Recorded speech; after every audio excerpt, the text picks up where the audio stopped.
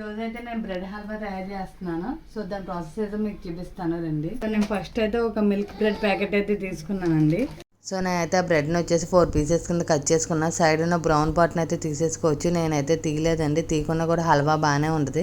అన్నీ కట్ చేసుకున్నాక ఒక బాండీ తీసుకుని అందులో ఆయిల్ వేసుకుని ఈ పీసెస్ అన్నిటిని కూడా గోల్డెన్ బ్రౌన్ వచ్చేంతవరకు ఫ్రై చేసుకోవాలి. దాని తర్వాత అదే బాండీలో గీ తీసుకుని జీడిపప్పులు అయితే ఫ్రై చేసేసుకున్నానండి. అవి అయినాక నేను ఒక బ్రెడ్ ప్యాకెట్ తీసుకున్నాను కాబట్టి ఒక 1/2 లీటర్ మిల్క్, దానికి ఈక్వల్ క్వాంటిటీలో వాటర్ యాడ్ చేసుకున్నాను. సో దాని తర్వాత అవి మరిగినాక అందులోనే ఒక 1/2 కప్ అయితే షుగర్ కూడా యాడ్ చేసుకున్నాను. ఆ రెండు మరిగినాక ముందుగా వేయించి పెట్టుకున్న బ్రెడ్ని అయితే అందులో వేసేసుకున్నానండి.